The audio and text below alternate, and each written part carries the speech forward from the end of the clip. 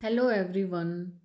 आज हम एरीन्स एवं एरोमेटिसिटी के अंतर्गत सर्वप्रथम देखेंगे स्ट्रक्चर ऑफ बेंजीन। तो बेंजीन की संरचना में हम देखें तो इसका जो मोलिकुलर फार्मूला या अणुसूत्र क्या होता है C6H6। सेकंड पॉइंट हम देखेंगे हाइड्रोकार्बन की प्रकृति या नेचर ऑफ हाइड्रोकार्बन। किसी संतृप्त हाइड्रोकार्बन का सामान्य सूत्र क्या होता है CnH2n+2 होता है। अर्थात बेंजीन में संतृप्त हाइड्रोकार्बन C6H14 की अपेक्षा 8 हाइड्रोजन परमाणु कम है। यहाँ कितने हाइड्रोजन परमाणु 6 और संतृप्त अगर होता तो कितने होने चाहिए थे 14, तो उससे कितने कम हुए 8। दूसरे शब्दों में बेंजीन का अणु एक बहुत ही असंतृप्त अणु होना चाहिए। थर्ड है इसकी असंतृप्तता की प्रकृति या नेचर ऑफ अनसैचुरेशन।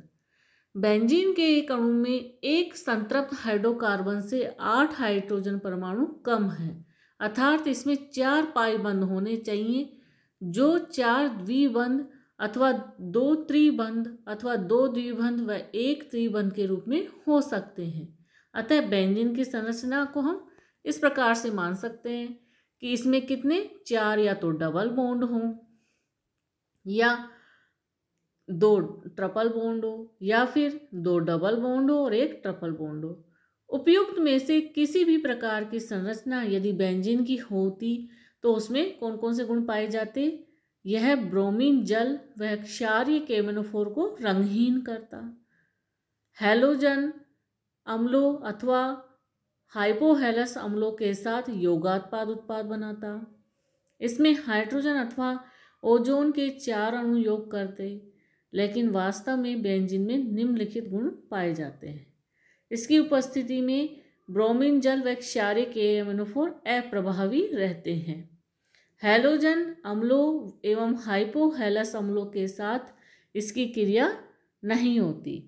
उत्प्रेरक की उपस्थिति में ये हैलोजन के साथ प्रतिस्थापन अभिक्रियाएं देती हैं। उत्प्रेरक की उपस्थिति में हाइड्रोजन अथवा ओजोन के 3 अणुओं का इसके एक अणु में योग होता है। फोर्थ चीज है इसमें चक्रीय संरचना या साइक्लिक स्ट्रक्चर। उपयुक्त तथ्यों से स्पष्ट है कि बेंजीन सामान्य विवृत श्रृंखला वाला यौगिक नहीं है, वरन 3 द्विबंधों वाला एक चक्रीय यौगिक है। क्योंकि चक्रीय यौगिकों में संतृप्त हाइड्रोकार्बन का सामान्य सूत्र CnH2n होता है और उसी के अनुसार बेंजीन में C6H2 × 6 बराबर C6H6 के एक अणु में 3 द्विबंध होने चाहिए और हाइड्रोजन व ओजोन की अभिक्रियाओं से यही प्रमाणित होता है कि इसमें 3 द्विबंध हैं। तीनों द्विबंध के साथ निम्न प्रकार की चक्रीय संरचनाएं इसकी संभव है। कौन कौन सी चक्रीय संरचनाएं संभव है? एक तो ये फोर्थ वाली जिसमें ये साइक्लिक कंपाउंड है जिसमें 3 कार्बन परमाणु प्रेजेंट है और प्रत्येक कार्बन के साथ डबल बॉन्ड के साथ CH2 अटैच है। या फिफ्थ प्रकार की संरचना इसमें, या फिर 6 प्रकार की संरचना, 7 या 8 प्रकार की संरचना होनी चाहिए। तो बेंजीन एक प्रतिस्थापी यौगिक या मोनोसब्स्टिट्यूटेड कंपाउंड केवल एक ही प्रकार का होता है, अर्थात उसका कोई भी समावयवी नहीं होता है। यह कब संभव होगा? जब बेंजीन के 6 हाइड्रोजन परमाणु क्या हो? एकदम समान हो, और इस शर्त का पालन संरचना 5th और 6th के द्वारा नहीं हो रहा है। अतः ये दोनों संरचनाएं तो बेंजीन की संरचना नहीं हो सकती हैं। बेंजीन के द्विप्रतिस्थापी यौगिक के 3 समावयवी 3 आइसोमर्स ऑफ डाइसब्स्टिट्यूटेड बेंजीन होते तो संरचना 4 से 3 द्विप्रतिस्थापी यौगिक प्राप्त नहीं किए जा सकते। अतः इस संरचना को भी हमको निरस्त कर दिया गया। तो बेंजीन की लिए संरचना 7th अथवा 8th जो कि सर्वप्रथम फ्रेडरिक ऑगस्ट केकुले ने 1865 में दी थी। अतः इन्हीं संरचनाओं को हम क्या कहते हैं? केकुले संरचनाएं भी कहते हैं, और लगभग यही संरचना आज भी इसकी मान्य है। अब कैकुले संरचना के पक्ष में प्रमाण, evidences in favour of Kekulé structure. First, इसका अणुसूत्र, 3 द्विबंधों की उपस्थिति, 6 हाइड्रोजन परमाणु का समान होना एवं द्विप्रतिस्थापित समवायों की संख्या, ऑर्थो मेटा पैरा होना बेंजीन के ये समस्त गुण दर्शाते हैं।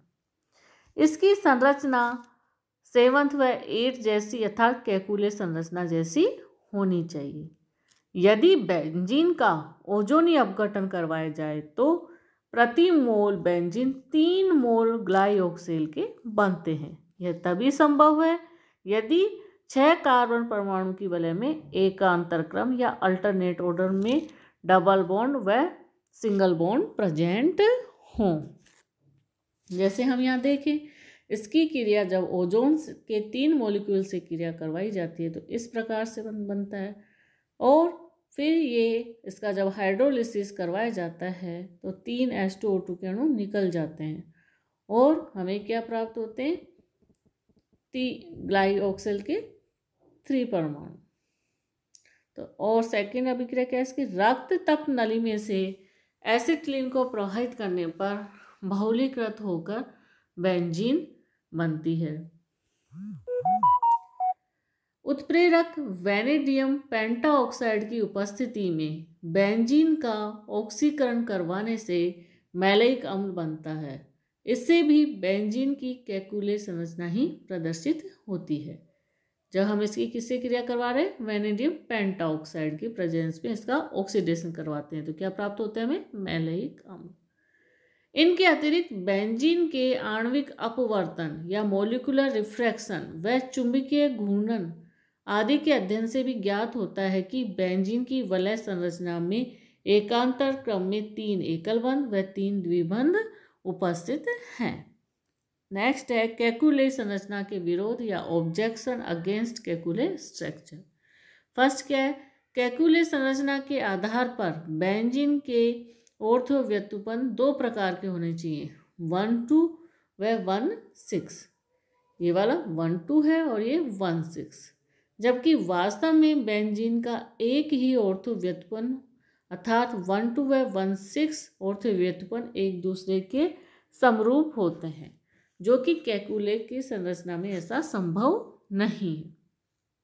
सेकंड क्या है, बेंजीन में 3 डबल बॉन्ड उपस्थित है, अतः इसे एक एल्किन से 3 गुना अधिक असंतृप्त व क्रियाशील होना चाहिए, जबकि वास्तव में यह इतना असंतृप्त व्यवहार तो नहीं देता, बल्कि कई अभिकर्मकों के साथ तो यह संतृप्त हाइड्रोकार्बन की भांति प्रतिस्थापन अभिक्रियाएं देता है और यह इतना अधिक क्रियाशील भी नहीं होता है। थर्ड है, एक द्विबंध के हाइड्रोजनीकरण से 28.6 किलो कैलोरी ऊष्मा मुक्त होती है। उदाहरण, साइक्लोहेक्सिन के हाइड्रोजनीकरण से 28.6 ऊष्मा मुक्त होती है। ये साइक्लोहेक्सिन है, इसका जब हाइड्रोजनीकरण कराया जाता है तो साइक्लोहेक्सेन प्राप्त होता है, साथ में 28.6 किलो कैलोरी ऊष्मा इससे रिलीज होती है। यदि साइक्लोहेक्साडाइन का हाइड्रोजनीकरण करवाया जाए तो 28.6 × 2 = 57.2 कैलोरी ऊष्मा मुक्त होनी चाहिए, जबकि वास्तव में कितनी मुक्त होती है, 55.4 किलो कैलोरी ऊर्जा मुक्त होती है। अतः प्रति मोल 1.8 किलो कैलोरी ऊष्मा कम निकलती है। ये है साइक्लोहेक्साडाइन। बेंजीन अर्थात साइक्लोहेक्साट्राइन का जब हम हाइड्रोजनीकरण करवाते हैं 3 हाइड्रोजन मॉलिक्यूल से तो 28.6 × 3 = 85.8 किलो कैलोरी ऊष्मा मुक्त होनी चाहिए, जबकि वास्तव में कितनी मुक्त होती है यहाँ पर 49.8 किलो कैलोरी, अर्थात प्रति मोल पूरे 36 किलो कैलोरी ऊष्मा कम मुक्त होती है। अतः स्पष्ट है कि बेंजीन अपने अपेक्षित ऊर्जा स्तर से बहुत कम ऊर्जा स्तर पर है, इसलिए कम ऊष्मा मुक्त होती है। दूसरे शब्दों में हम कह सकते हैं कि बेंजीन कैकुले संरचना अथवा साइक्लोहेक्साट्राइन की अपेक्षा बहुत अधिक स्थायी अवस्था में है, जिसे कि हम निम्न डायग्राम के द्वारा समझ सकते हैं। यहाँ हाइड्रोजनीकरण ऊष्मा तथा उसके उस स्थायित्व के बारे में दर्शाया गया है। साइक्लोहेक्सेन है, तो जब हम साइक्लोहेक्सेन अर्थात साइक्लोहेक्साट्राइन के 3 मॉलिक्यूल जब रिएक्ट होते हैं तो कितनी ऊर्जा निकलती है? 49.8, जो कि साइक्लोहेक्साडाइन को जब हम करते हैं तो यहाँ कितनी निकलती है? 55.4, और साइक्लोहेक्सेन से कितनी निकलती है? 28.6। तो यहाँ हम देखें, यहाँ कितनी निकल रही है? 28.6, और यहाँ कितनी निकल रही है? 54.4, जो कि निकलनी कितनी चाहिए थी? 57.2। तो कितनी कम निकल रही है? 1.8। यहाँ हम देखें 49.8 निकलती है, जबकि कैलकुलेट करने में कितनी आती है? 85.8, अर्थात कितनी कम निकल रही है? 36 किलो कैलोरी। तो उपयुक्त में से प्रथम दोष को स्पष्टीकरण तो केकुले ने यह दिया कि बेंजीन की दोनों संभावित संरचनाएं तेजी से एक दूसरे में अंतः परिवर्तित होती रहती है, और उनमें एक प्रकार का क्या रहता है? गतिज साम्य रहता है। इस कारण से 1, 2 और 1, 6 पोजीशन एक ही है। और केकुले की इस धारणा की पुष्टि लेविने व कोल ने 1932 में किए गए प्रयोग से होती है। उन्होंने ऑर्थोजाइलिन का ओजोनीय अपघटन कराया, तो उन्हें ग्लाइऑक्सेल, मैथिल ग्लाइऑक्सेल एवं डाइमेथिल ग्लाइऑक्सेल प्राप्त हुए।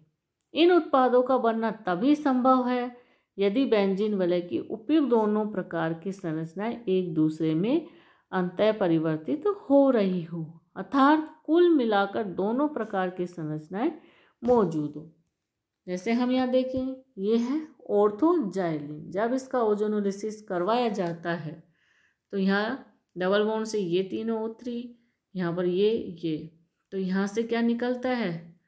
जब इसका हाइड्रोलिसिस करवाया जाता है जब ओजोनाइड का, तो ग्लाइऑक्सेल, मैथिल ग्लाइऑक्सेल के 2 मॉलिक्यूल। इसी प्रकार से ऑर्थोजाइलिन, जिसमें कि डबल बॉन्ड अब यहाँ है, उसकी जगह दूसरी पोजीशन पे, तो यहाँ पर क्या निकलता है? 2 मॉलिक्यूल तो ग्लाइऑक्सेल के और 1 मॉलिक्यूल डाइमेथिल ग्लाइऑक्सेल से।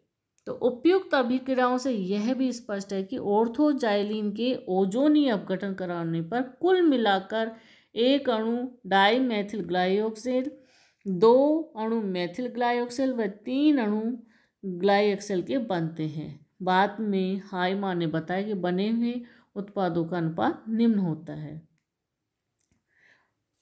0.88 अणु डाइमेथिल ग्लाइऑक्सेल, 2 अणु मैथिल ग्लाइऑक्सेल, 3.2 अणु ग्लाइऑक्सेल, और यह अनुपात सैद्धांतिक अनुपात 1:2:3 के समरूप ही है। लेकिन केकुले बेंजीन के असाधारण स्थायित्व को नहीं समझा सके। अब बेंजीन की संरचना संबंधित आधुनिक सिद्धांत क्या है? तो इसमें हम पहले देखेंगे एरोमेटिक षटक सिद्धांत, दूसरा देखेंगे संयोजकता बंध सिद्धांत, और तीसरा सिद्धांत कौन सा है? अणुकक्षक सिद्धांत। तो सर्वप्रथम हम देखेंगे एरोमेटिक षटक सिद्धांत। तो एरोमेटिक सेक्सेट थ्योरी, इस सिद्धांत को सर्वप्रथम बॉमबर्गर ने 1891 में दिया था, और फिर रॉबिन्सन 1925, इनगोल्ड 1928 और हक्कल 1931 ने इसको संशोधित किया। इस सिद्धांत के अनुसार जब 6 कार्बन परमाणु परस्पर मिलकर एक वलय बनाते हैं और वलय का प्रत्येक कार्बन परमाणु एक एक हाइड्रोजन परमाणु से जुड़ता है, तो प्रत्येक कार्बन परमाणु पर एक एक मुक्त इलेक्ट्रॉन बचा रहता है, और ये 6 इलेक्ट्रॉन परस्पर मिलकर इलेक्ट्रॉनों का एक क्या बना लेते हैं? क्लोज सिस्टम, जिसे कि हम क्या कहते हैं? एरोमेटिक षटक या एरोमेटिक सेक्सेट। बेंजीन के असाधारण स्थायित्व तथा विशिष्ट गुणों के लिए यही एरोमेटिक षटक उत्तरदायी होता है। साइक्लोब्यूटाडाइन, साइक्लोओक्टा टेट्राइन आदि में चूंकि इस प्रकार का एरोमेटिक षटक नहीं होता, इसलिए उनमें बेंजीन के भांति एरोमेटिक गुण नहीं होते। इनके विपरीत कुछ विषम चक्रीय यौगिक जिन्हें एरोमेटिक षटक होता है, बेंजीन की भांति कौन सा व्यवहार दर्शाते हैं? एरोमेटिक व्यवहार दर्शाते हैं। यहाँ देखें बेंजीन, यहाँ 6 इलेक्ट्रॉन है, यहाँ पिरिडिन में भी 6 है, पिरोल में भी 6 है, फ्यूरिन में भी 6 है और थायोपिन में भी 6 है। इस प्रकार से हम क्या देख रहे हैं? यहाँ एरोमेटिक षटक प्रेजेंस है, जिस कारण से ये स्थायी होता है। Thank you.